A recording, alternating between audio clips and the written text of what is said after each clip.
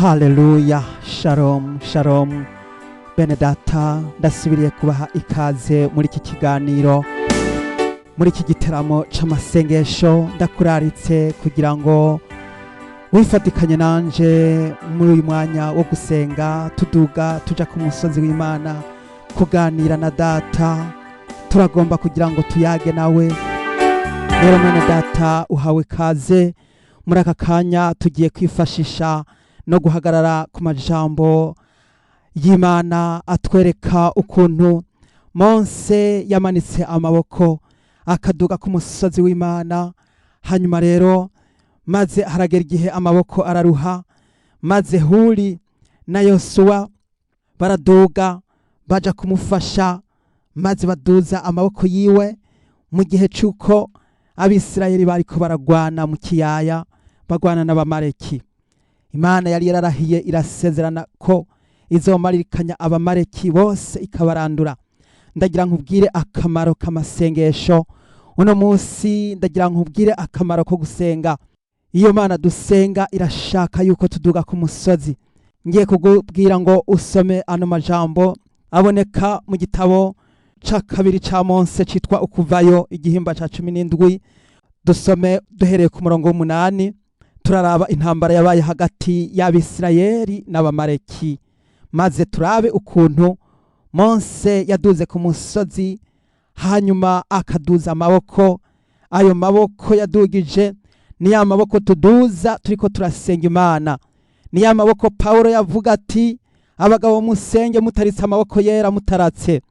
Ndagira ngo muri kugusenga tuduga tuja kuri uyu musozi w'Imana, aho tuza kuba turiko turasenga. Mwene data, ndaguteguje kugira ngo nawe umanike amaboko yera, wongere kumanika amaboko yo kugira ngo Abamaleki bamaririkanywe batsindwe mu izina rya Yesu. Rero ndakuraritse kugira ngo dusangire ano majambo duhereye ku murongo w'8. Dusome mu izina rya Yesu. Maze haza Abamaleki batera Abisirayeli i Refidimu. Mose abarira Yosuwa ati, dusobanurire abantu ubajane murwanye Abamaleki, nanje ejo nzohagarara ku mpinga y'umusozi nitwaje ya nkoni y'Imana. Mose atangura kuvuga ko hagiye kubaho rendezvous yuko ejo azoduga ku musozi w'Imana. Mwene data, nawe urafise rendezvous yuko hagera igihe tukaduga ku musozi w'Imana. Rero ndagira ngo nkubwire yuko iyi ni ya saha yo kuduga kuri uyu musozi.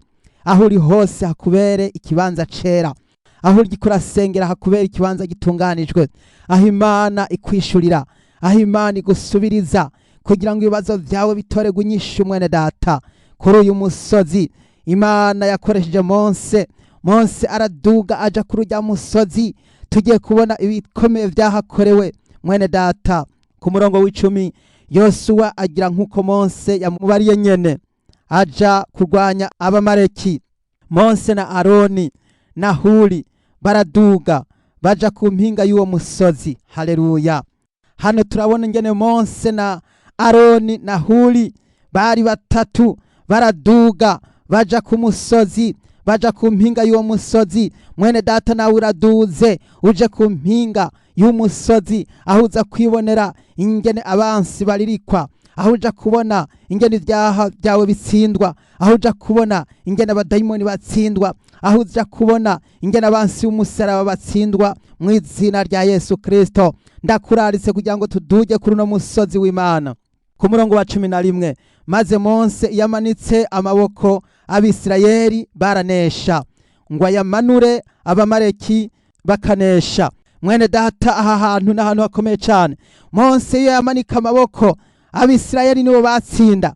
Nukuvuga ngo iyo akomeje, iyo abandanije, yasenze n'umwete, agasenga adahumeka, ibitangaza birakoreka. Mwene data, iyo usenga ubushobozi burururuka. Iyo usenga Imana irumva gusenga kwawe. Iyo usenga, ijambo ry'Imana rivuga ngo musenge mudahumeka, musenge mutarambirwa, kandi ngo musenge ibihe byose. Mwene data, Mose iyo yaruha, Abisirayeli bacu bacika intege, bagacika urudendevu, maze Abamaleki bagatangura kubarigita. Iyo byanse kusenga, icyaha cyakakwizingirirako, ntubukibasha gukizwa neza, ntubukibasha gusenga neza, ntubukibasha kwihanganira ibigeragezo, ntubukibasha gutsinda intambara, ndetse n'ukwizera ntikuba kukiriho. Nico gituma mwene data aka karorero k'amaboko ya Mose karatubera ikimenyetso cyo gusenga Imana. Haleluya. Ku murongo wa 12, maze amaboko ya Mose araruha, babira ibuye bararimutega aryicarako. Aroni na Huri bagumya amaboko yiwe, umwe ku ruhande rumwe uwundi ku rundi, amaboko yiwe araguma gushitsa izuba rirenze. Haleluya. Mu bugingo bwawe urakeneye Aroni, urakeneye na Huri kugira ngo umwe afate iburyo uwundi afate ibumoso. Ubwo bushobozi bwo mu kurya no mu kubamfu ndagira nkubwire yuko ari kuramiriza, ari kutarambirwa.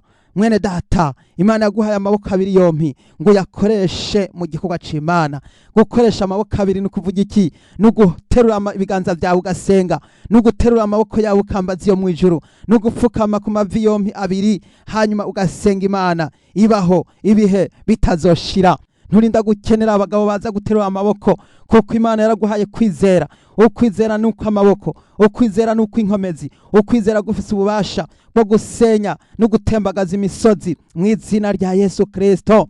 Mwene data, ikindi ca kabiri, gusenga gutuma umuntu agira inkomezi, kandi gusengeranira biratuma habaho inkomezi. Nico gituma ndaritse abo muri groupe mwese kugira ngo muze dusenge, hanyuma dusengeranire, dufatana amaboko, dukomeza amasengesho, dufatana amaboko, dukomeze gusenga. Komeza gusenga abana b'Imana, ntimugire ubwoba kandi ntimucike intege.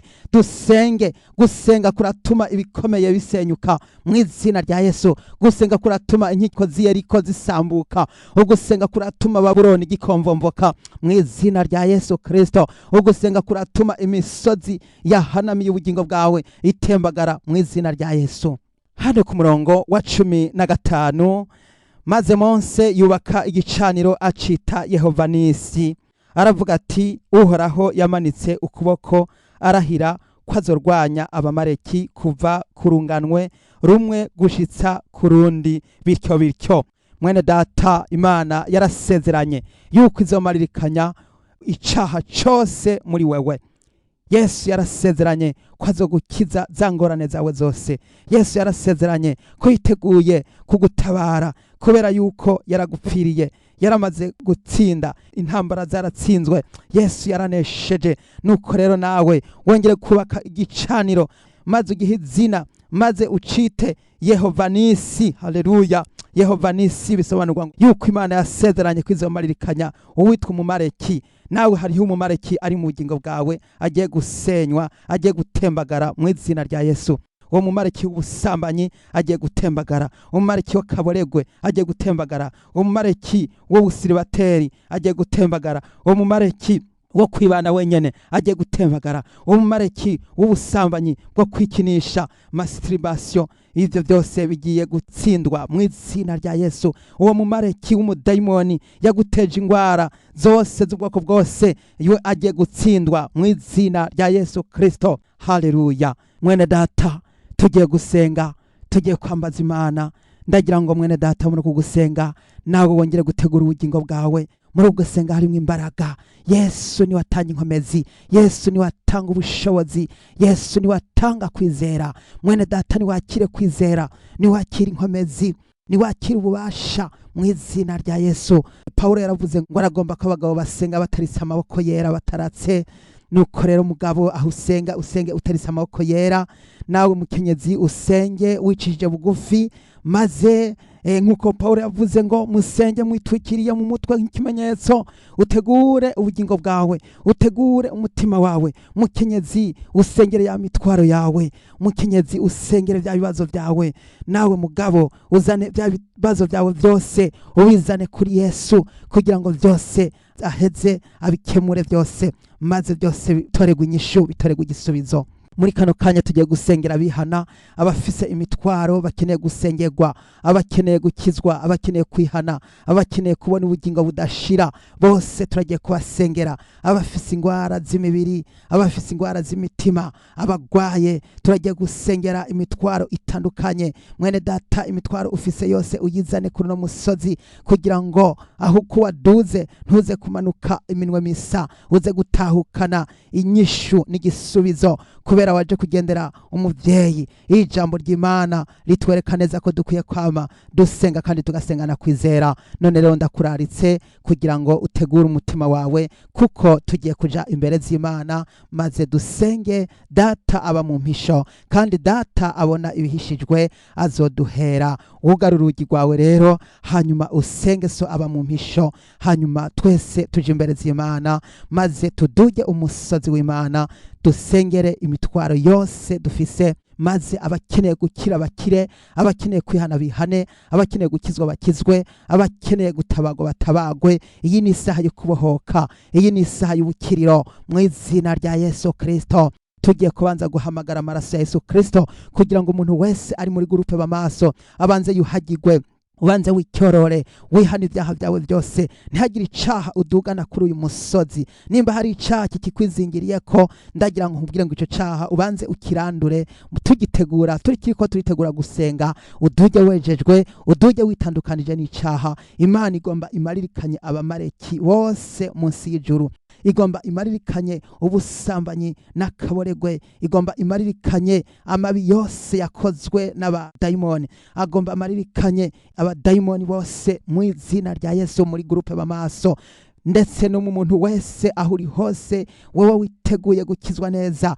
Yesu yiteguye kurandurana n'imizi icitwa icaha cakwizingiriye ko.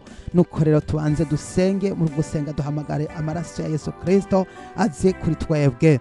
Dusenga. Imana Data wa twese, mwami ugororoka, gitandara kizima, ndengutse imbere zawe umusavyi wawe, ndaciye bugufi.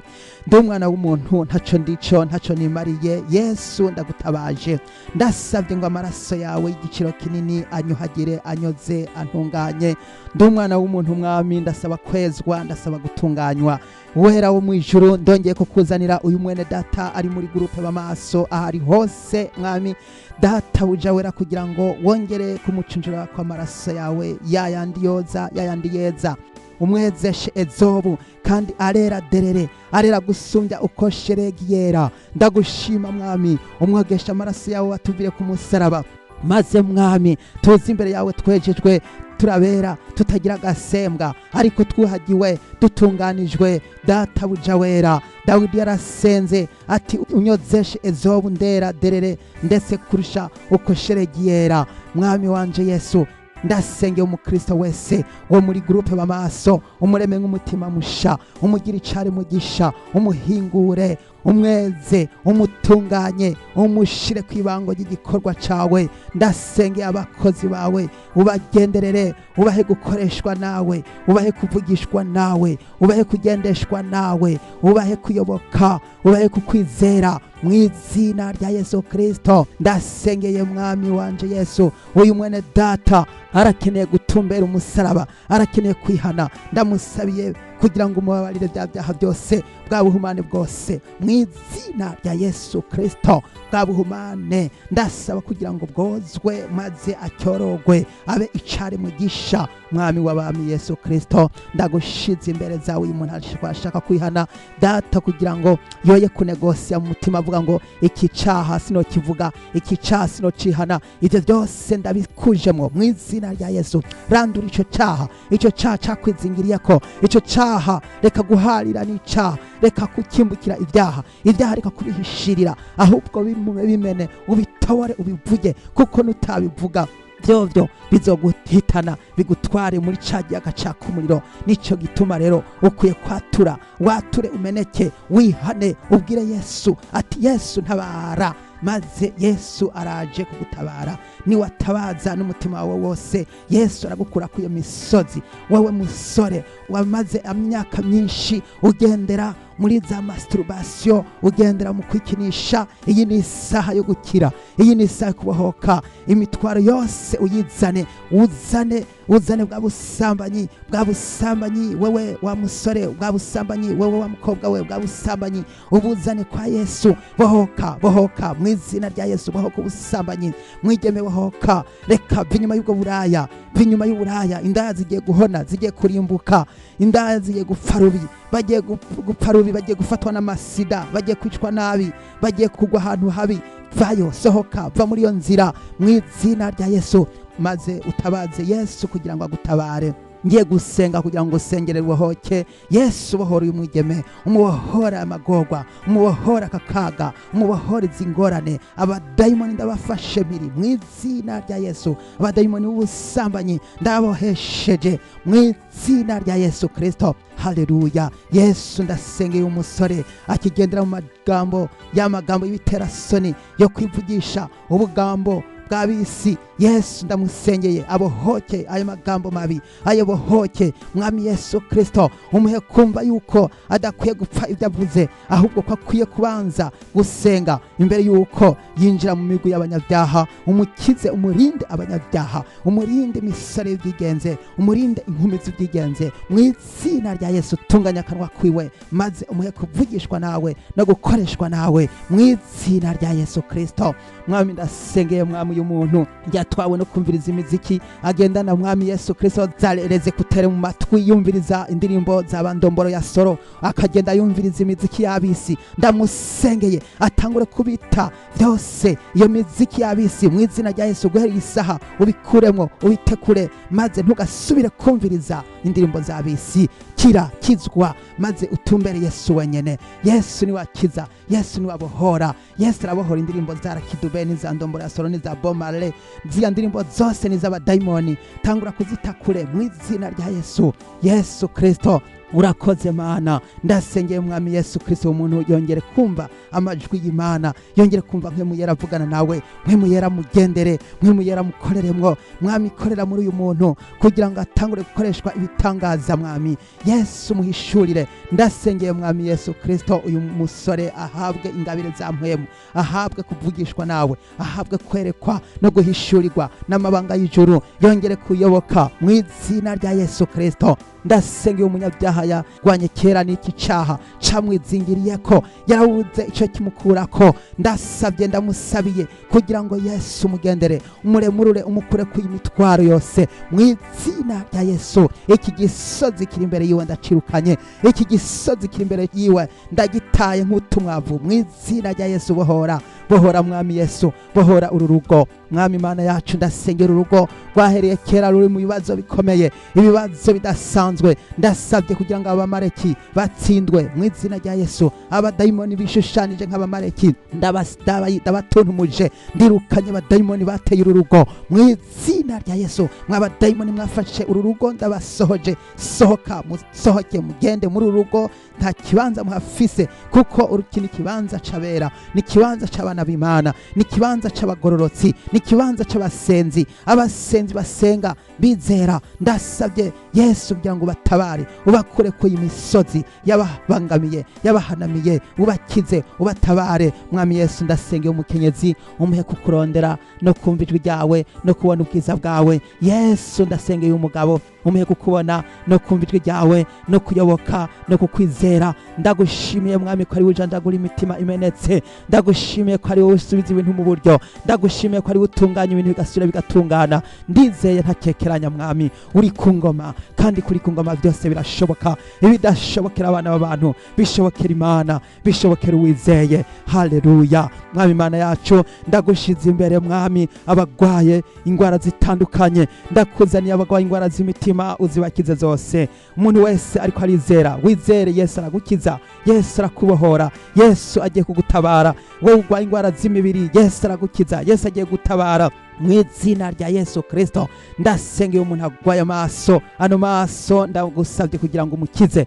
kira amaso mu izina rya Yesu. Abadayimoni bafata amaso ndabatuntumuje basohoke bagende batogira ububasha. Haleluya. Yesu ndagushima ko ari ugendagenda gukiza. Ndasengeye umugabo akwaye umugongo no mu bitugu kugira ngo umugongo ukire mu izina rya Yesu, ibitugu bikire mu izina rya Yesu. Ndasengeye ikimuga, icyo kimuga gikire mu izina ry'uwo twitangiye Yesu Kristo wera wo mu ijuru. Ndasengeye umupfasoni, uyu mukenyezi yipfuza kwibaruka, yipfuza imbanyi, Yesu umuhe ikibondo kugira ngo data buja wera yongere kwizera. Wizere mukenyezi, wizere ikibondo, wizere Yesu ari kumwe nawe. Yesu ni umuganga, Yesu niwe akiza, Yesu niwe atanga abana. Yesu waravuze ati nimureke abana bato baza aho ndi, nuko rero ntimubabuze. Ndasengeye umukenyezi aronka ikibondo maze yongere kwibaruka mu izina rya Yesu. Mwami ndasengeye umukenyezi umukize icaha cyose, umukize ubuhumane bwose, umukize ubusambanyi bwo bwiyo bwose, umukize ubushurashuzi bwose mu izina rya Yesu. Mwami ndamusengeye ndamusabira kwizera, umwongere kwizera, umwongere gusubira ku kwizera, agira ukwizera. Mwami waravuze ngo nimwagira ukwizera kungana n'akabuto ka sinapi ngo mushobora kubwira iyi misozi muti wa musozi washinguka utabwe hariya aha, kandi uwo musozi uzobumvira. Nuko rero Mwami ndasengeye uyu mupfasoni yongere kongerezwa kwizera, duza kwizera, duza kwizera. Yesu n'umuganga, Yesu arashoboye, nta kimunanira, byose birashoboka. Ibidashobokera abaganga bishobokera Yesu, ibidashobokera abana bo mw'isi, abana b'abantu bishobokera umwana w'Imana. Nuko rero wizere kandi ukomeze kwizera, hanyuma wiyeze, witunganye, randura icaha cyose, sezera. Yesu yiteguye kugutabara, Yesu yiteguye kuvugana nawe, witeguye kubona ibwiza bw'Imana mu bugingo bwawe. Hagarara ushikamye, wizere Yesu wenyene. Haleluya. Mwami ndasengeye abagwaye, ndasengeye abafise ingwara z'abadayimoni z'inyuka mibi zabizingiriye ko muri kano kanya ndazituntumuje, ndazisohoza mu izina rya Yesu Kristo. Mwami Yesu ndabakwitije nkoti karishe mu izina rya Yesu. Imyuka mibi sohoke muri gurupe b'amaso, muntu we ugwaye abadayimoni canke ugwaje umwana, izere Yesu Kristo yiteguye kugukorera igitangaza. Abadayimoni watuntumure mu izina rya Yesu. Muri aka kanya ndiko ndasenga, nawe sengana nanje, wongere gutuntumura abadayimoni mu mwana wawe. Urya mwana wawe afise ikibazo cy'abadayimoni, mfasha gusenga, sengana nanje muri sengesho, duza amajwi, irukana imyuka mibi, irukana abadayimoni, ubasende basendwe mu izina rya Yesu. Basohoke bagende, baje mu bisaka, bagende basubira ya mu bugarago kwa Shetani, boye kuguma mu baremwe n'Imana no mu batoranijwe. Muri kano kanya nibasezere bahunge mu izina rya Yesu, mu izina rya Yesu. Dayimoni sohoka, dayimoni hunga, dayimoni sohoka mu izina rya Yesu. Mudayimoni ateza ingwara, ndahagaritse ingwara zose z'uburyo bwose. Mwami ndakweretse uyu mwana agwaye, ari mu bitaro, agwaye ingwara za malaria n'inyonko. Mwami Yesu Kristo ndamusengeye, ndamusabira gukira mu izina rya Yesu Kristo. Ndasengeye Mwami ibi bitaro agwariyemwo, Yesu bagendere, rungika abaganga n'abavuzi bavura bakiza izi ndwara zose, abantu bakire, bakizwe, bizere. Abahari bose bizere, babona ikiganza candiho, babona ikiganza cawe Yesu Umunyanazareti. Ndabigushimiye kubikoze Mwami w'icubahiro. Gendera Mwami umukozi wawe, umwongera imbaraga, umwongera ubushobozi bwo kwizera. Mukozi w'Imana ni wizere, Yesu ari kumwe nawe, Yesu yiteguye gukemura ibibazo byawe byose, Yesu ari ku ngoma. Woye kwihebura, hagarara ushikamye, wizere. Iyi ni isaha yo kwizera, kino ni igihe cyo kwizera, ntabwo ari igihe cyo kurambirwa, ahubwo ni igihe cyo kwambikwa inkomezi mu izina rya Yesu Kristo. Uruwera Mana uragororotse, ndagushimiye Mwami Mana. Ndasengeye ugwaruka, ndasengeye imisore n'inkumi muri kino gihe Mwami, inyigisho zagabanutse, atangisho zikiriho.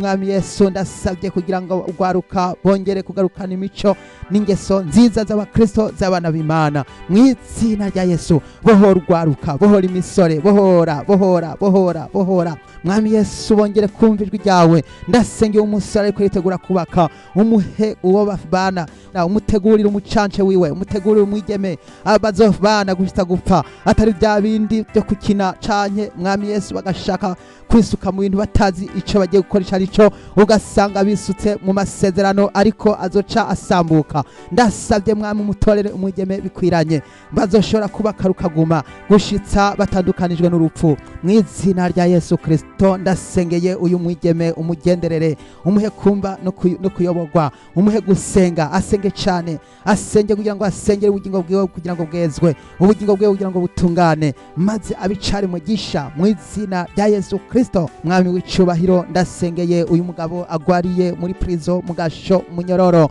Mwami Yesu, ndamusabiye kwihana, ndamusabiye gukizwa, ndamusabiye kwezwa, ndamusabiye kubohoka mu buryo bw'umubiri no mu buryo bwa mpwemu. Umubohore, umukure mu gasho, umukure muri prison. Ndasengeye abagwariye mu gasho, abagwariye munyororo, mwese aho muri hose mwizere ko Yesu akiza. Yesu arashoboye, yashoboye gukiza Petero amaboko ya Herode, arashoboye gukiza, yashoboye gukiza Paulo na Sila mwibohero. Bari bababajwe basinzikajwe, ariko barahaguruka barasenga batazira Imana, maze Imana bakingurira urugi barasohoka, umumarayika arabugururira. Ndagushima Mwami Yesu ko ari ubohora, bohora abantu bari mu gasho, bohora abantu baboshwe n'ingwara, baboshwe n'imyuka mibi, baboshwe n'imizimu. Ndatuntumuje imizimu, ndatuntumuje abantu barozwe. Wa murozi, hariho umuntu yarozwe n'umuntu ntumurozi, ndamusengeye wewe wahorozwe, ndagusengeye kugira ngo ukire, ingwara yawe ikire, abadayimoni basohoke mu izina rya Yesu. Ibirozi bagushizemwo bitekere bigende mu izina rya Yesu. Ndirukanye ibirozi, ndirukanye abadayimoni bari mu bantu barozwe, ndabasengeye, ndagusengeye kugira ngo ukire wongere guhagarara mu nkomezi mu izina rya Yesu Kristo. Nuko Mana nuhabwe icubahiro. Data buja wera uri mu ijuru, twaduze kuri no musozi kugira ngo dutabagwe, twaduze kuri no musozi kugira ngo twibonere ibwiza bwawe. Mwami wanje Yesu Kristo, ego menya kubahwa Data buja, turibuka Eliya kuri wa musozi Karumeli, wamwishuye kwishurisha umuriro. None ndasabye umuriro wa mpwemu yera wongere gucanira abantu bawe, wongere gucanira gurupe b'amaso, abashinga intahe bashinga intahe, abakira ingwara z'imitima bakire, abakira ingwara z'imibiri bakire mu izina rya Yesu. Abahumuka bahumuke, ababona babone, aberekwa aberekwe, abahishurirwa bahishurirwe mu izina rya Yesu. Ijambo ry'Imana ravuga ngo muzohabwa ubushobozi, mpwemu yera niyabazako, muzobivyabona byo kunshingira intahe i Yerusalemu ni Yudaya ndetse ni Samariya, kandi no gushitsa ku mpera y'isi. Mwami ndasengeye ubutumwa bwiza bukwire hose, bwamamare, maze bube ikimenyetso, kibe icabona, maze kibe icabona amahanga yose, kuko umuhero w'isi uri hafi gushika. Mwami Yesu, ndasengeye ishengero ry'Imana, ndasengeye abana b'Imana bicare biteguye, bicare bagavye, kuko Mwami utejejwe atazoraba umwami. Ndasabye kugira ngo ishengero gitegure, bamesura imvune zabo, bamesura impuzu zabo Yesu, kugira ngo Data bitegurane igishika gusanganira umwami wacu Yesu Kristo. Wera wo mwijuru Mana, ehera bahora basenga no munsi baragaburuye, ntibakibandanya, ntibagifise umwete wo gusenga. Ndasabye Mwami, za mpano z'amasengesho zongere gufururwa, abahora basenga bongere gusenga, n'abatahora basenga ubu rero nibave hasi basenge, baduza amaboko, bongere guhimbaza Imana mu matazirano no mu mashimwe, bashime, shima, nimwonge gw'inkomezi, nimwonge gubasha mu masengesho. Jambo ry'Imana avuga ngo musenge mudahumeka. Wowe mugabo wahora ufise ingabire zo gusenga, ukaba warahororokewe, shirako, senga kandi usenga n'inkomezi, kuko Yesu yiteguye kugenderera, agukoreshe ibitangaza n'ibikomeye, agukoreshe usengera abandi, usengera abajenama, usengera abakozi b'Imana, usengera abavuga butumwa, usengere abaririmbyi. Mu migwi y'abaririmbyi harakeneye gusengerwa, kuko abaririmbyi ba kino gihe ntibagigenda nkuko bibereye abana b'Imana, birashakirwa kugira ngo habeho gusenga. Ndasaba kugira ngo abakristo aho mu mashengero yanyu aho muri musenge cyane, musenge cyane kugira ngo ishengero ryawe kwivanga mu by'isi. Abantu benshi barazimiye, bazimijwe n'iby'isi, bazimiriye mu by'isi, baca bavuga ngo niko bimeze, ariko siko bimeze. Uko siko shengero ry'abakristo ryari rimeze mu gihe c'intumwa Yesu Kristo. Ndasengera abakristo buno munsi, ubahe gukanguka, ubahe kuba maso, ubahe kwitegura, bitegurira umuzo wa Kristo, umuzo w'umwana w'umuntu agiye kuza gutora ishengero. Ndasabye Mwami, ishengero ry'Imana gitegure kwisi yose Mwami, hirya no hino mu mashengero atandukanye. Uwera wo mwijuru ndagusabye wongere kugendera ishengero Mwami. Ndabigushimiye, urakoze Data buja wera, nuhabwe icubahiro Mwami. Turasabye umutekano muri nosi, kugira ngo abantu bicare babayeho batekereje Mwami Yesu, bicare bariho batekereje, barorereye kugaruka kwawe Mwami. Turorere yanzambe akabanga, maze tuyirorere Mwami, duteke tuyirorekereje kandi twizera, tuyirorere twizera kandi turorereye n'umutima wacu wose. Mwami ndabigushimiye Mana wera databuja Mana isumba byose. Ndasengeye abantu muri kino gihe hari ubwoba bwa korona, abantu benshi baratinya korona, abantu benshi baratinya. Ndasabye abantu boye gutinya, ahubwo Mwami nibagire ububasha, nibagire kwizera, ukwizera nka kumwe kwa Shadraka na Meshake na Abedunego. Ndasabye kwizera Mwami ko ari muri Daniyeli, kongere kuba mu bantu b'iki gihe boye gutinya, boye guhinda agashitsi, boye kubona ibintu ngo bace batinya. Mwami Yesu ndasabye abantu boye gutinya korona, boye gutinya kino kiza, boye gutinya buno buhinga bwazanywe n'abadayimoni. Abadayimoni baje gusukamwo ibi bigeragezo kugira ngo bikunde abantu bazimire, ariko ndasabye Mwami kugira ngo duhe gushikama, tuhe gutinya ubusa, tuhe gutinya ibikanganyoni mu izina rya Yesu Kristo. Mwami mpagaritse ibitero byose by'inyuka mibi, by'impemu mbi, by'abadayimoni, ndabituntumuje mu izina rya Yesu Kristo. Uruwera Mana, uruwera Data. Mwami ndasengeye uru rugo bagize ibibazo byo kubaka, ndasengeye umukenyezi umuhe kwihangana. Mwami yamahura n'ikigeragezo, yamahura n'ibyago, yamahura n'ibibazo mu rugo rwiwe, ndamusabiye, ndamusengera kugira ngo Mwami umuhe kuzigamwa no kurindwa. Yesu Mwami kugira ngo umugabo wiwe yongere gukizwa, yongere kwihana, yongere kwakira Yesu, yongere kukurondera, maze Mwami agaruke yihane, maze Yesu yumve agiye umutima wo gushaka kubaka urugo rukristo rw'abana b'Imana. Uwera Mwami wacu Yesu Kristo, ndasabye Mwami kugira ngo abantu bahumuke, bave ubuzimu baje ubuntu, boye gutwagwa n'imipfunda isuriranya. Ibi bintu Mwami Yesu by'ubumaka byinjiye mu bantu biteshwe bite mu izina rya Yesu. Ndasabye umuco utamanzuye wongere kumurikira abantu benshi bazimiye bazimuruke mu izina rya Yesu Kristo. Mwami Yesu Munyanazareti, ndasabye ubwenge buva ku Mana abariko bushika mu bantu, abantu bongere guhabwa ubwenge bwo gutahura, bongere kwigishwa gutahura, bongere gusoma batahure ivyanditswe vyera. Mwami Yesu bahe kumenya no gutahura yuko turi mu gihe canyuma, mu gihe c'imperuka, mu gihe cyo kwitegura kugaruka ku Mwami wacu Yesu Kristo. Yesu urakoze Data uja wera. Mwami ndahagaritse umudayimoni ateza kwahukana. Era abantu benshi barahukanye, abakozi b'Imana barahukanye, abapfasoni bari bizigirwa barahukanye. Mwami ibyo ntibikwiye kubaho mu ishengero, ntibikwiye kubaho mu bakristo, biragahera. Mwami Yesu ico si gikorwa ciza, ahubwo ni gikorwa c'umurwanizi, ni gikorwa c'abadayimoni. Abadayimoni bateza kwahukana, ndabatuntumuje, ndabakujemwo. Sezera musohoke, muve mu ishengero, muve mu bakozi b'Imana. Abadayimoni ndabirukanye mu izina rya Yesu. Hunga umuriro wa mpwemu yera. Ndasaba urukundo Mwami Yesu, abeho urukundo hagati y'umupfasoni n'umushinga ntawe wiwe, kandi umukenyezi yongere kubaha no kumvira umugabo nawe yongere gukunda. Mwami akunde umukenyezi wiwe nk'ukunda umubiri wiwe. Ndabasengeye wubake rugume mu izina rya Yesu. Mukenyezi nawe musore nawe mugabo, nimwibuke ko Imana yadukunze ikaturungikira Yesu Kristo. Yesu yaradukunze adupfira ku musaraba, aratwigura. None rero nawe mugabo utegerezwa gukunda umugore wawe, maze ukumva yuko atakindi kimukurutisha, kuko impeta ari ikintu gikomeye kandi ari ikintu mutegeza kumvira. Uno munsi abantu benshi baramaze kuzimira no kuzimizwa bitewe nuko isi yamaze kononekara. Mwami ndahagaritse imiyaga mibi, ndongeye gusambuza ibitarugwa byose abadayimoni bacako mu izina rya Yesu. Ndasambuje ibitarugwa, sambura ingeso zose z'ubuhumbu, sambura ibyipfuzo by'umubiri, sambura ubusambanyi butembagare mu izina rya Yesu. Wowe mugabo waherekera uja mu busambanyi, iyi ni isaha yo kubohoka. Bohoka. Ndasengeye abanywa rumogi bakire mu izina rya Yesu. Ndasengeye abagabo batorana abagabo ku bandi, basambana abagabo ku basambanyi, abagabo ku bagabo. Ndabasengeye mukire, mwihane, kugira ngo umunsi umwe uzoshinge intahe kandi wature, kugira ngo n'abandi bari muri ibyo babihebe mu izina rya Yesu. Ndasengeye abigeme bariko barashurashura bikinisha, bariko barasambana, bakora iby'ubuhemu, bagahemuka, bari mu masaro iwabo, mu masare iwabo, bari mu vyumbi iwabo. Wowe mukenyezi wibana, wowe mwigeme wibana, ndagusengeye kugira ngo ubone ikiganza ca Yesu kikugendere, maze wakire Yesu, maze mpwemu yarakuzemo akawushungwe, utangure gukoreshwa ibyiza mu izina rya Yesu Kristo.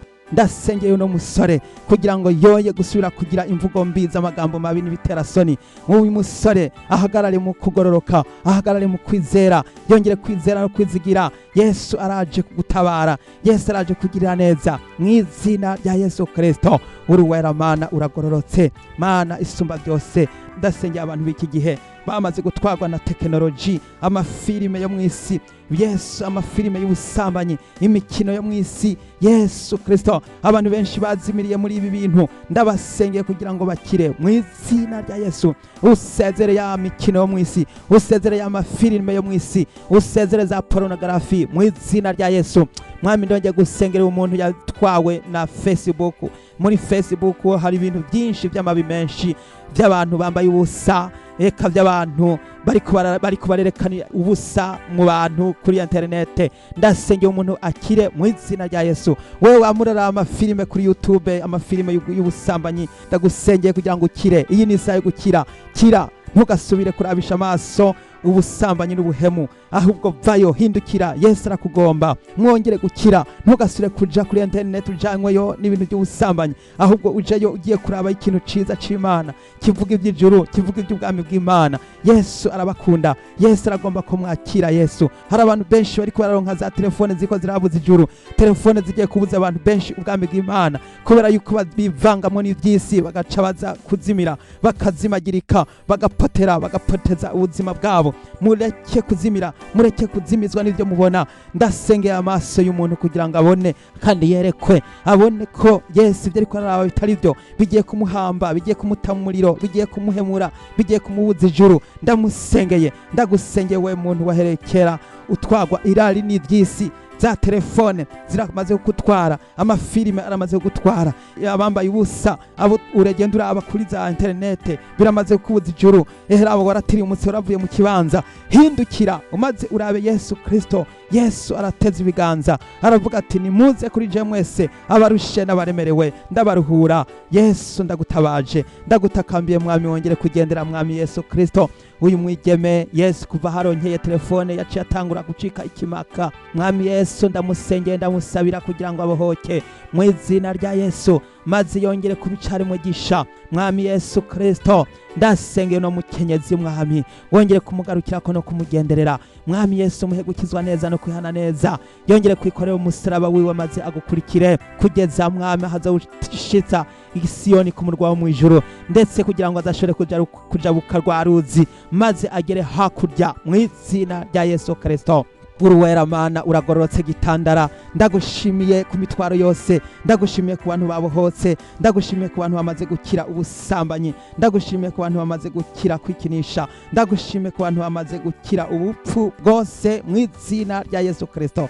Mwami, ndahagaritse ubupfumu, ndahagaritse uyu muntu akigendera mu bupfumu, akija kuraguza. Wewe ukija kuraguza vamwo, bihindukira. Heba abapfumu ntaco bazoguha, ntaco bazokumarira. Vayo, niwizere Yesu, ntugasubireyo. Inyuma ni habi, inyuma ni habi, ntugasubireyo. Wibuke ko mu Karoti yahindukije amaso inyuma, yahindutse inkingi y'umunyu. Rero nawe ntugasubire kuja muri abantu b'abapfumu bazogukwegera, ahubwo hindukira, komeza wizere Yesu. Yesu ni wari hejuru y'abapfumu, ni wari hejuru y'imyuka mibi. Ntaco iyo myuka mibi ishobora kuzokumarira atari uko izogukwegera. Nuce gituma akana kanya keza kubohoka, wihane, uranduye, uhevye mu izina rya Yesu. Ndasengeye umusore Mwami yuko ingeso ziwe zokomeza zikagenda zitungana, kandi yezwe, atungane, agororoke. Ndamusabiye mpwemu yera, ndamusabiye ubushobozi buva mu ijuru. Gendera uyu musore abe umwana mwiza, abavyeyi babone ko yahindutse, maze abone igishinga ntaco gushingira intahe bene data, ababwire ibitangaza n'ukuntu Yesu yamukoreye.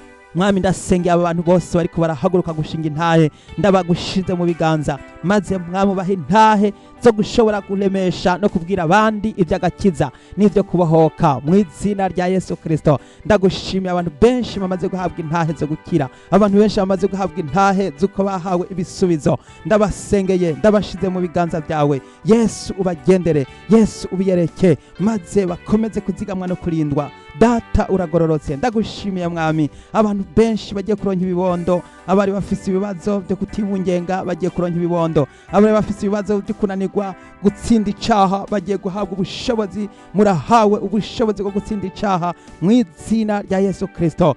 Nuko nuhabwe icubahiro. Tangura uririmbe, tangura ushime, himbaza Imana n'amatazirano y'ibyampwemu. Mu gusenga mukomeze gusenga, muririmba, mwongera mukenguruka, kuko Imana yacu irakunda amashimwe. Imana yacu igendera mu mashimwe, ibyagira mu mashimwe. Imana yacu irakunda abantu shima shima shima shima, tazira tazira tazira. Yesu n'umuganga, Yesu arakiza, Yesu aravura, Yesu arakemura ibibazo, Yesu arasubiza ibibazo byose, Yesu arabitorera inyishu. Yesu niwe gisubizo kuba mwizera. Nuhabwe icubahiro mwami, twaduze kuri uno musozi kandi mwami Yesu Kristo, ndagushimiye ko inyishu zitanzwe, ndagushimiye ko ibisubizo byatanzwe, ndagushimiye ku bantu babohotse, ndagushimiye ku bantu bakize, ndagushimiye ku bantu bagiye gukorerwa ibitangaza. Ndagushimiye Yesu, nuhabwe icubahiro kuri uyu musozi w'Imana n'ahantu heza.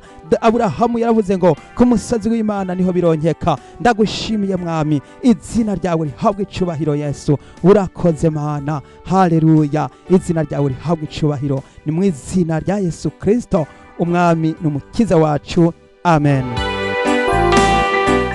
Mwene data, wewe wamaze kumva yuko wakize kandi nawe ukaba ufise igishinga ntahe ugomba gusangiza bene data, nawe kandi mwene data ufise umutwaro ushaka ko tugusengera, ntutebe, duhamagare kuri izi telefone zikurikira. Utanguza igiharuro kimwe, hanyuma 81988 utanguza igiharuro kimwe 81988 mwese ndabifurije amahoro y'Imana. Yesu abahezagire. Shalom shalom, naho ubutaha.